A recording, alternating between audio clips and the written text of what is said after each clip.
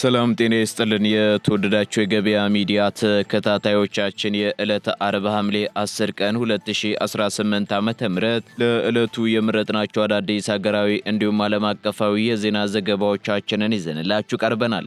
የዜና ዘገባዎቻችንን ስፖንሰር ያደረገልን አጋራችን ደግሞ የሮሃ ፎሬክስ ቢሮ ነው። በዜና ዘገባዎቻችን ላይ የሮሃ ፎሬክስ ቢሮን የዕለቱን የውጭ ምንዛሬ ተመን መረጃ እናጋራችኋለን። በቅድሚያም አርዕስቶችን የኢሚግሬሽንና ዜግነት አገልግሎት በውጭ ሀገራት የሚኖሩ ኢትዮጵያውያን ከሐምሌ 15 ቀን 2018 ዓ.ም ጀምሮ አዲሱን የኤሌክትሮኒክ ፓስፖርት ለማግኘት በተቋሙ የበይነ መረብ ቅጽ ላይ መመዝገብ እንደሚችሉ አስታወቀም።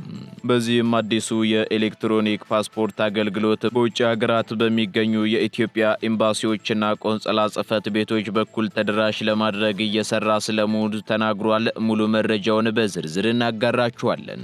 ከውጪ የአሜሪካ ጦር በስልታዊቷ የወደብ ከተማ ባንዳር አባስና በደቡባዊ ኢራን በሚገኙ የተለያዩ የሲቪል መሰረተ ልማቶች ላይ ማለትም የአየር ማረፊያ፣ የባቡር ጣቢያና ስልታዊ ጠቀሜታ ያላቸው ድልድዮች ላይ ያነጣጠረና አስከፊ የተባለ ጥቃቱን ለስድስተኛ ቀን ሌሊቱን ሙሉ ሲሰነዝር አደረም።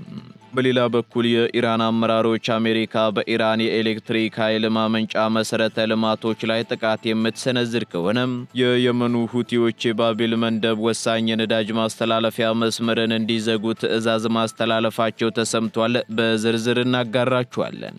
በኢራን ዋና መዲና ቴህራን መሃል ከተማ ላይ የተሰቀለው አዲስ የማስታወቂያ ሰሌዳ ወይንም ቢልቦርድ በቅርቡ ሕይወታቸው ያለፈውን የአሜሪካው ሴናተር ሞትን ተገን በማድረግ ቀጣዩ ኢላማ ፕሬዝዳንት ዶናልድ ትራምፕ ሊሆኑ እንደሚችሉ የሚጠቁም መልእክት ማስተላለፉ ተነገረ። በቴህራን ቫሊያሰር አደባባይ ላይ በጉልህ የወጣው ይህ ሰሌዳ በቅርቡ በድንገተኛ ህመም ከዚህ ዓለም በሞት የተለዩ ሴናተር ሊንድሴ ግራምን ስም በሃሽታግ በመጥቀስ who is the next one ቀጣዩ ማን ነው የሚል የእንግሊዘኛ ጥያቄ መያዙ ከፍተኛ ትኩረትን ስቧል። በዝርዝር የምትሰሙት መረጃችን ነው። በቅርቡ ሚስጥራዊነታቸው የተነሳ የዩናይትድ ስቴትስ የስለላ ሰነዶችን የቻይና መንግስት የሚደግፋቸው የሳይበር ጠላፊዎች በአሜሪካውያን ላይ የተከፈቱትን መጠነ ሰፊ የሳይበር ጥቃትና የስለላ ዘመቻ ዝርዝር ይፋ አደረጉ።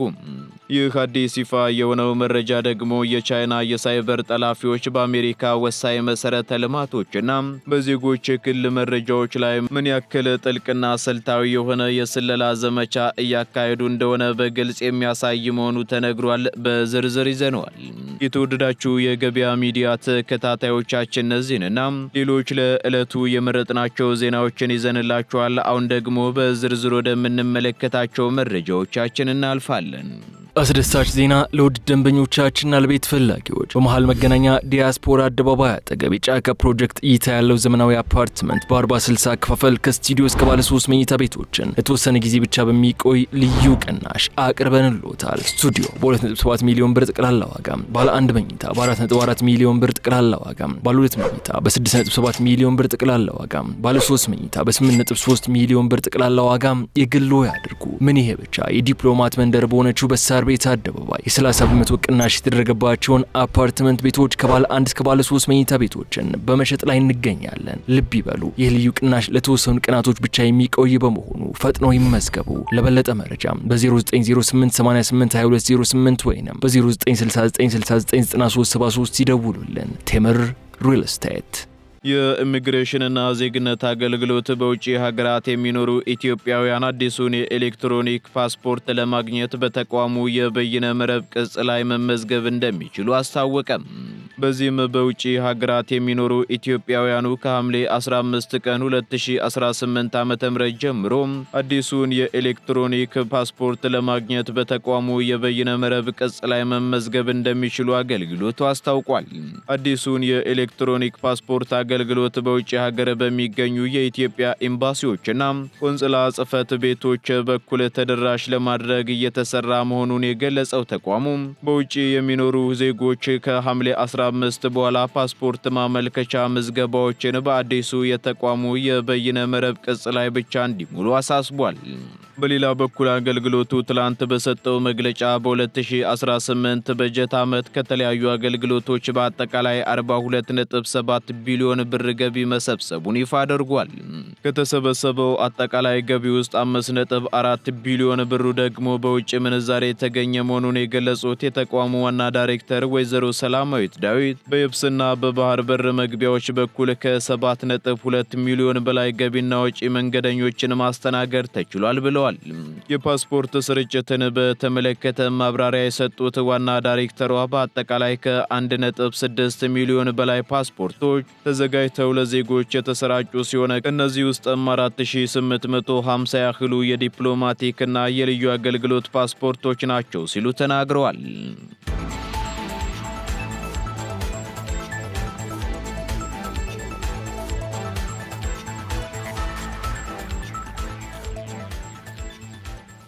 ከውጪ ወደ ያዝንላችሁ መረጃዎቻችን ስንሸጋገር አሜሪካ በደቡባዊ ኢራን በሚገኙ የየብስና የአየር ትራንስፖርት እንዲሁም የሲቪል መሰረተ ልማቶች ላይ ከባድ ጥቃት ስትሰነዝር አደረች። የአሜሪካ መከላከያ ኃይል በስልታዊቷ የወደብ ከተማ ባንደር አባስና በደቡባዊ ኢራን በሚገኙ የተለያዩ የሲቪል መሰረተ ልማቶች ላይ ከፍተኛ ውድመት ያስከተለ መጠነ ሰፊ የአየር ጥቃት ሌሊቱን መፈጸሙን የኢራን መንግስት መገናኛ ብዙሃን ዘግበዋል። ይህ ጥቃት የተሰነዘረው ደግሞ የአሜሪካው ፕሬዝዳንት ዶናልድ ትራምፕ ቴህራን ወደ ሰላም ድርድር ጠረጴዛ ካልተመለሰች የኢራን የኤሌክትሪክ ኃይል ማመንጫዎችና ድልድዮች ዋነኛ ኢላማ እንደሚሆኑ በይፋ ካስጠነቀቁ ከጥቂት ቀናት በኋላ ነው። በደቡባዊ ኢራን ሆርሙዝ የባህር ወሽመጥ አቅራቢያ በተፈጸመው በዚህ ጥቃት በርካታ የሲቪል መገልገያዎች የተመቱ ሲሆን በተለይም በባንዳር አባስ ካውርታንና ሺራዝ ከተሞችን የሚያገናኘው ዋነኛ ድልድይ በአሜሪካ ሚሳኤል በመመታቱ ሳቢያ በካውርስታን አካባቢ ሙሉ በሙሉ የኃይል መቆራረጥ አጋጥሟል ተብሏል። ከዚህም በተጨማሪ በባንዳር አባስ የሚገኘው ዋነኛው የባቡር መገናኛ ጣቢያ ጥቃት ደርሶበት ቢያንስ 2 ሲቪል ኢራናውያን መጎዳታቸው የተነገረ ሲሆን በደቡብ ምስራቅ ኢራን በሚገኘው የኢራን ሻህር አውሮፕላን ማረፊያ ላይም ከፍተኛ ፍንዳታዎች ተሰምተዋል። የአሜሪካ ማዕከላዊ እዝ ጥቃቱን ተከትሎ በወጣው መግለጫም አሜሪካ በኢራን ወደቦችና የባህር ጠረፎች ላይ የባህር ላይ እገዳ መጣሏን ይፋ አድርጓል። በአሜሪካ በኩል ጥቃቱ የተፈጸመው ኢራን ከ2 ሳምንታት በፊት የተደረሰውን ጊዜያዊ የሰላም ስምምነት በመጣስ በሆርሙዝ ወሽመጥ በሚያልፉ የንግድ መርከቦች ላይ ተደጋጋሚ ጥቃት በመሰንዘሯ መሆኑ ተገልጿል። ኢራን በበኩሏ አሜሪካ በሲቪል መሰረተ ልማቶች ላይ የሰነዘረችው ጥቃት ዓለም አቀፍ ሕግንና የተባበሩት መንግስታት ድርጅት ቻርተርን የጣሰ የጦር ወንጀል ነው ስትል በጽኑ ኮንናለች። የኢራን ጦር ቃል አቀባይ በሰጡት መግለጫም አሜሪካ በኢራን የኃይልና የመሰረተ ልማት አውታሮች ላይ የምታደርገውን ጥቃት ካላቆመች በቀጠናው የሚገኙ ማናቸው መሰረተ ልማቶች በኢራን ወታደራዊ ኃይል አመድ እንደሚሆኑ አስጠንቅቀዋል። ዓለም አቀፉ የኃይል ኤጀንሲ በበኩሉ በሆርሙዝ ወሽመጥ ያለው ውጥረት በአፋጣኝ የማይረግብ ከሆነ በዓለም አቀፉ የነዳጅ አቅርቦትና የኃይል ደህንነት ላይ ከፍተኛ ቀውስ ሊፈጠር እንደሚችል ስጋቱን ገልጿል።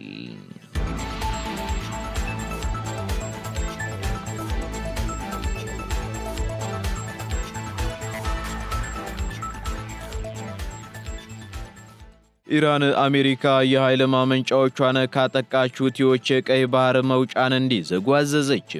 የኢራን አመራሮች አሜሪካ በኢራን የኤሌክትሪክ ኃይል ማመንጫ መሰረተ ልማቶች ላይ ጥቃት የምትሰነዝር ከሆነ የየመኑ ሁቲዎች የባቢል መንደብ ወሳኝ የነዳጅ ማስተላለፊያ መስመርን እንዲዘጉ ትዕዛዝ ማስተላለፋቸውን የሮይተርስ የዜና ምንጮች ገልጸዋል። ይህ ውሳኔ የተላለፈው ደግሞ በኢራን እስላማዊ ሪፐብሊክ ከፍተኛ አመራሮች መካከል ከተመከረበት በኋላ ሲሆን መልእክቱም ደግሞ ለሁቲዎች እንዲደርስ ተደርጓል ተብሏል። ይህን ትዕዛዝ ተከትሎ ሁቲዎች በሰነአና በሆዴዳ አካባቢዎች በሚገኙ የሚሳኤል የድሮንና የባህር ላይ ፈንጂዎች አማካኝነት ለጥቃት እንዲዘጋጁም ተነግሯቸዋል የተባለው። ለሁቲ ቡድን ቅርብ የሆኑ ምንጮች እንደገለጹት ከሆነ ደግሞ ታጣቂዎቹ በቀይ ባህር መግቢያ በሆነው በባቢል መንደብ ስትሬት አቅራቢያ በሆዴዳ ከፍተኛ ቦታዎችና በአደን ባህረ ሰላጤ በሚዋሰኑ የመን ከፍተኛ ቦታዎች ላይ በርካታ ሚሳኤሎችንና የሰው አልባ አውሮፕላኖችን በማሰማራት በንግድ መርከቦች ላይ ጥቃት ለመሰንዘር ዝግጅታቸውን ሙሉ በሙሉ አጠናቀው ትዕዛዝ በመጠባበቅ ላይ ናቸው ተብሏል። በየመን የሚገኙት የኢራን እስላማዊ አብዮታዊ ዘብ ተወካዮችም የባቢል መንደብ ስትሬት የሚዘጋበትን ትክክለኛ ጊዜ የመወሰን ሙሉ ስልጣን እንደሚኖራቸውም ምንጩ አክሏል።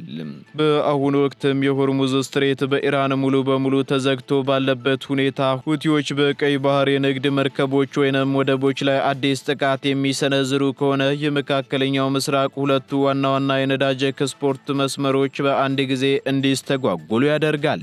ይህ በእንዲህ እንዳለ የአሜሪካ የውጭ ጉዳይ ሚኒስትር በበኩሉ በቀይ ባህር ላይ ነፃ የባህር ላይ መርከቦች እንቅስቃሴን ማስጠበቅ ዋነኛ ፍላጎቱ መሆኑን በመግለጽ ሁኔታውን በቅርበት እየተከታተለ መሆኑን አስታውቋል።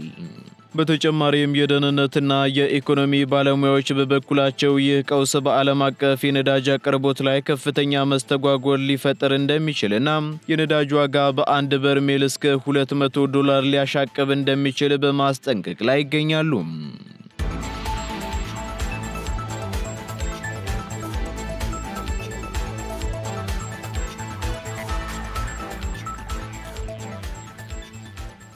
በቴህራን የተሰቀለው አዲስ ሰሌዳ በዶናልድ ትራምፕ ላይ የተቃጣ ቀጥተኛ ያልሆነ ዛቻ መሆኑ ተነገረ። በኢራን ዋና መዲና ቴህራን ዋና ከተማ ላይ የተሰቀለው አዲስ የማስታወቂያ ሰሌዳ ወይንም ቢልቦርድ በቅርቡ ሕይወታቸው ያለፈውን የአሜሪካው ሴናተር ሊንድሴ ግራምን ሞት ተገን በማድረግ ቀጣዩ ኢላማ ፕሬዝዳንት ዶናልድ ትራምፕ ሊሆኑ እንደሚችሉ የሚጠቁም መልእክት ማስተላለፉ ተነግሯል። በቴህራን ቫሊያሰር አደባባይ ላይ በጉልህ የወጣው ይህ ሰሌዳ በቅርቡ በድንገተኛ ህመም ከዚህ ዓለም በሞት የተለዩትን ሴናተር ሊንድሴ ግራምን ስም በሃሽታግ በመጥቀስ who is the next one ቀጣዩ ማን ነው የሚል የእንግሊዘኛ ቋንቋንም ይዟል። በጥያቄ ውስጥ ያሉት ዲና ቲ ፊደላት ለየት ባለ በትላልቅ ሆሄያት መጻፋቸው ደግሞ የዶናልድ ትራምፕን ስም በምህጻረ ቃል ለመጠቀም የታሰበ ነው ተብሏል። ይህንን ይፋዊ ፕሮፓጋንዳ ያዘጋጀው ከኢራን እስላማዊ አብዮታዊ ዘብ ጋር የጠበቀ ግንኙነት ያለው ኦንጅ አርትስ እንደ ሚዲያ ኦርጋናይዜሽን የተባለ የጥበብና የሚዲያ ድርጅት ሲሆን ተቋሙ የሀገሪቱን ወግ አጥባቂ መንግስት ፖለቲካዊ አቋሞች የሚያንጸባርቁ መልእክቶችን በከተማዋ በሚገኙ ታዋቂ አደባባዮች ላይ በመስቀል ይታወቃል። የኢራን መንግስታዊ የዜና ወኪል ኢራን በበኩሉ ሰሌዳው የተሰቀለው ሴናተር ሊንድሴ ግራም መሞታቸውን ተከትሎ መሆኑንም ያረጋገጠ ሲሆን ግራምን በአሜሪካ ፖለቲካ ውስጥ የኢራን ዋነኛ ጠላት ሲልም ጠርቷቸዋል።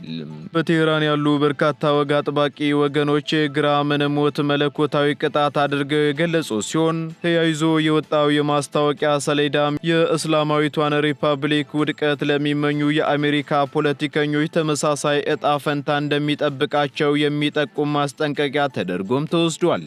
ይህ ክስተት የተሰማው ደግሞ በዋሽንግተንና በቴህራን መካከል ያለው ወታደራዊና ዲፕሎማሲያዊ ውጥረት በከፍተኛ ደረጃ በናረበትና በኢራን ዋና ዋና አደባባዮች ላይ ዶናልድ ትራምፕን በሬሳ ሳጥን ውስጥ የሚያሳዩ ምስሎችና በግልጽ ትራምፕን እንገለዋለን የሚሉ የዛቻ መልእክቶች በስፋት እየታዩ ባሉበት ወቅት ነው።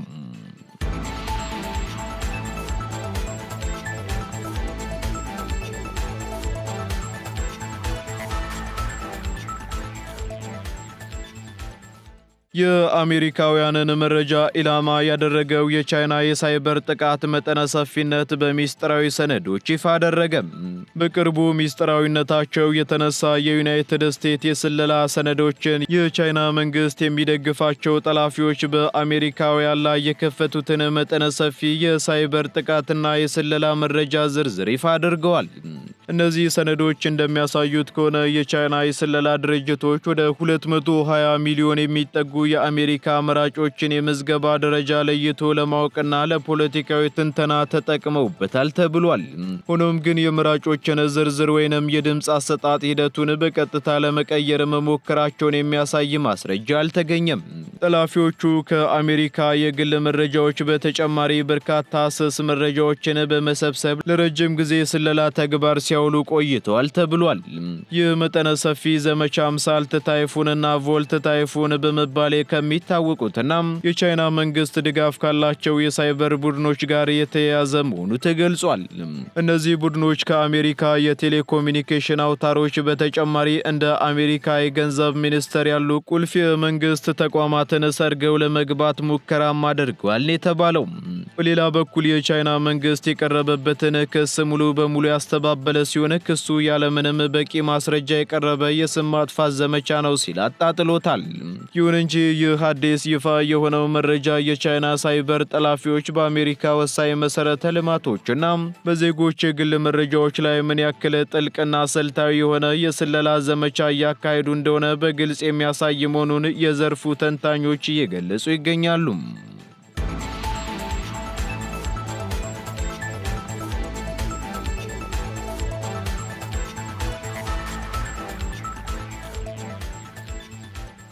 ቀጥለናል ውድ ተከታታዮቻችን። ወደ መጨረሻው ዝርዝር መረጃችን ስንሸጋገር በዋሽንግተን ለእስራኤል እየታዩ ያሉ የማስጠንቀቂያ ምልክቶች ከእንግዲህ ችላ ሊባሉ እንደማይችሉ ተገለጸ።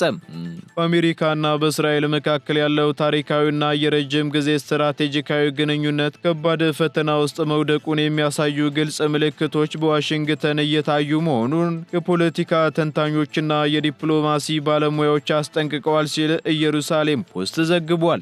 በዚህም ከእንግዲህ ችላ ሊባሉ የማይችሉ የእነዚህ ማስጠንቀቂያዎች መበራከት በሁለቱ ሀገራት መካከል ያለውን የረጅም ጊዜ ወዳጅነቱን ወደ ከፋ ዲፕሎማሲያዊ ቀውስ ሊያመራው እንደሚችል ተመላክቷል።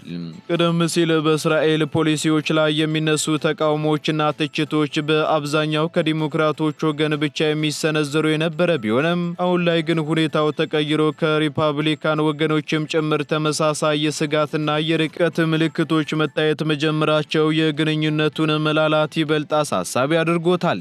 በዋሽንግተን የውሳኔ ሰጪዎች ዘንድም እየታየ የመጣው ይህ የፖለቲካ መከፋፈል አሜሪካ ለእስራኤል በምታደርገው ቀጣይነት ያለው ወታደራዊ፣ ኢኮኖሚያዊና ዲፕሎማሲያዊ ጥበቃ ላይ ትልቅ የጥያቄ ምልክት እያሳረፈ ይገኛል ተብሏል።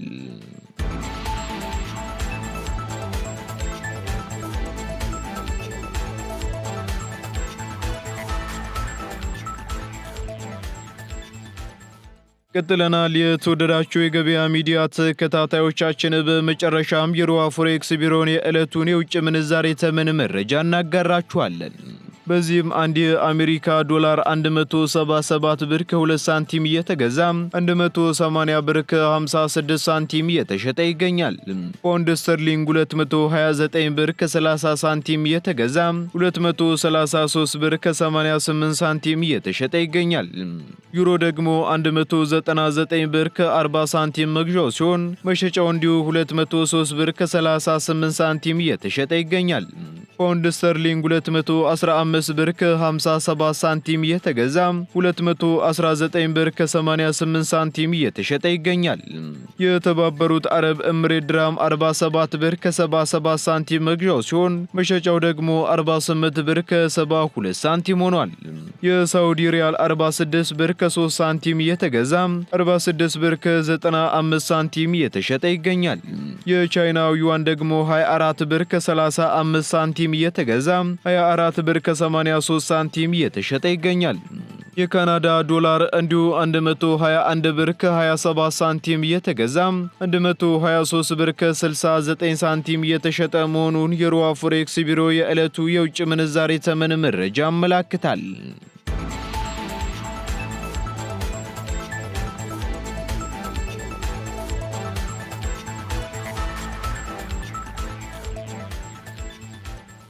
የተወደዳችሁ የገበያ ሚዲያ ተከታታዮቻችን ለዕለቱ የመረጥናቸው ዜናዎቻችን እነዚህን ይመስሉ ነበር።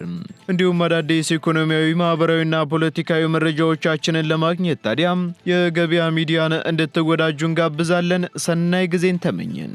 አስደሳች ዜና ለውድ ደንበኞቻችንና ለቤት ፈላጊዎች በመሃል መገናኛ ዲያስፖራ አደባባይ አጠገብ የጫካ ፕሮጀክት እይታ ያለው ዘመናዊ አፓርትመንት በ40/60 አከፋፈል ከስቱዲዮ እስከ ባለ 3 መኝታ ቤቶችን ለተወሰነ ጊዜ ብቻ በሚቆይ ልዩ ቅናሽ አቅርበንልዎታል። ስቱዲዮ በ2.7 ሚሊዮን ብር ጠቅላላ ዋጋ፣ ባለ 1 መኝታ በ4.4 ሚሊዮን ብር ጠቅላላ ዋጋ፣ ባለ 2 መኝታ በ6.7 ሚሊዮን ብር ጠቅላላ ዋጋ፣ ባለ 3 መኝታ በ8.3 ሚሊዮን ብር ጠቅላላ ዋጋ የግሎ ያድርጉ። ምን ይሄ ብቻ! የዲፕሎማት መንደር በሆነችው በሳር ቤት አደባባይ የ30% ቅናሽ የተደረገባቸውን አፓርትመንት ቤቶች ከባለ 1 እስከ ባለ 3 መኝታ ቤቶችን በመሸጥ ላይ እንገኛለን። ልብ ይበሉ፣ ይህ ልዩ ቅናሽ ለተወሰኑ ቀናቶች ብቻ የሚቆይ በመሆኑ ፈጥነው ይመዝገቡ። ለበለጠ መረጃ በ0908882208 ወይም በ0969699373 ይደውሉልን። ቴምር ሪል ስቴት